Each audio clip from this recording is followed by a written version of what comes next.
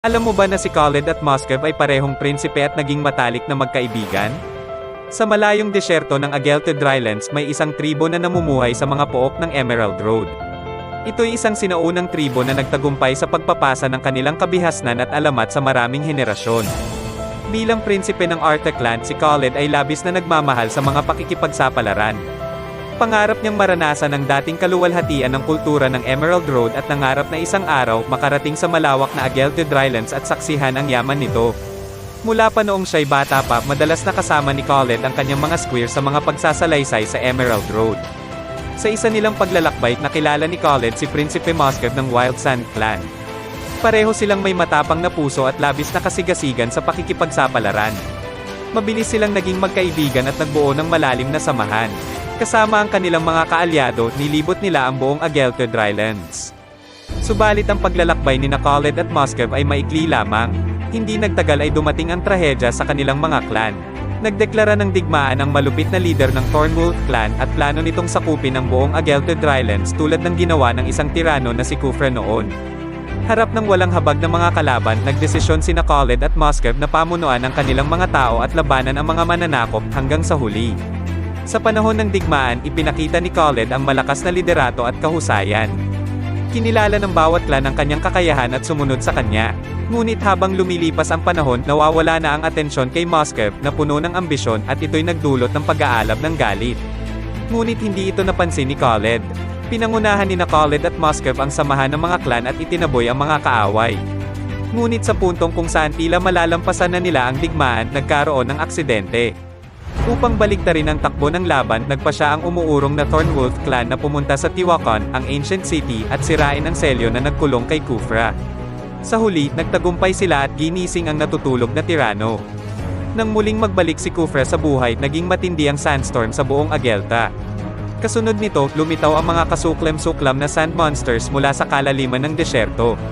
Sa harap ni Khufra at ng mga sand monsters, nagdesisyon si Khaled ng may pagmamadali. Ipinahayag niya sa kanyang mga kaalyado na umatras at maghanda para sa mga susunod na laban. Subalit itinuring ni Muscov na ang desisyon ni Khaled ay kakulangan ng tapang at responsibilidad. Siya'y naghamon kay Khaled sa harap ng madla at itinulad dito ang pagiging duwag. Hinihikayat niya ang mga clan na sumunod sa kanya at tapusin ang terorismo ni Khufra. Ngunit hindi sinuportahan ng mga lider ng bawat clan si Muscov. Walang sumunod sa tawag niya. Lalong nagalit si Muscov sa kabiguang ito. Tinangkang pigilan siya ni Khaled ngunit hindi ito nakinig.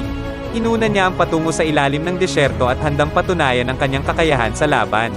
Ngunit si Muscov at ang kanyang mga tao ay mabilis na napaligiran at pinagtambakan ng makapangyarihang si Khufra at ng mga buhangin na halimaw.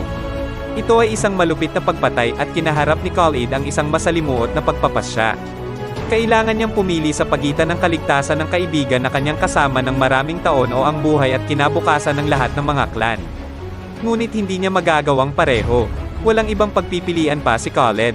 Matapos ang maingat na pag-iisip, nagpa siya siyang umurong kasama ang aliansa ng mga clan. Pagkatapos nilang makarating sa isang ligtas na lugar, kinuha ni Khaled ang kanyang scimitar at bumalik upang iligtas si Muscov, mag-isa lamang. Ngunit siya'y huli na. Ang Wild Sand clan ay lubos na nawasak. Ang mga bangkay ay nagkalat sa lupa at nawawala si Muscov. Natagpuan lamang ni Khaled ang kanyang sibat na wasak sa gitna ng madugong paglalaban. Matapos muling mabuhay si Khufra, naglaho ang katahimikan sa kanlurang bahagi ng Land of Dawn. Halos lahat ng lupa ay inabot ng matitinding buhangin at ang masasamang halimaw na buhangin ay naghasik ng lagim sa dating tahimik na pook na ito.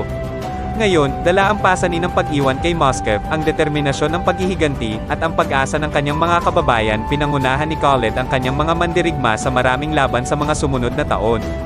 Nagpakipagsapalaran sila laban kay Khufra at ang hukbo ng Thornwolf clan at unti-unti ay napaatras ang kalakaran sa kanilang pabor.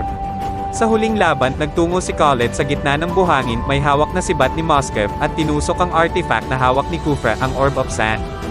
Nag-umpisa itong maglik ng mabilisang buhangin, karamihan ay pumasok sa katawan ni Khaled at nagbigay sa kanya ng kakayahan na hawakan ang buhangin. Nasira ang Orb of Sand at ang buhangin ng unos na dati nagdilim sa kalangitan ay nawala na. Ang mga halimaw ng buhangin ay unti-unti nang nawala sa kawalan at umatras ang sugatang si Khufra pabalik sa Tiwakon, ang ancient city. Pero habang buhay pa ang tirano at kanyang mga alagad, si Khaled ay palaging may karampatang pasanin sa pagtatanggol sa kanlurang rehiyon. Handa siyang magsanay at ihanda ang kanyang mga mandirigma para sa mga susunod na laban sa masamang Kufra. Nagpanumpa siyang balang araw, ibabalik niya ang katahimikan sa sinaunang Agelta. Gayunpaman, sa kakaibang anino ng dilim, may isang pamilyar na katawan na laging nagmamasid sa bawat kilos ni Khaled. Si Moskov na dati niyang kaibigan ay nagbalik. Sand rises when I give the word.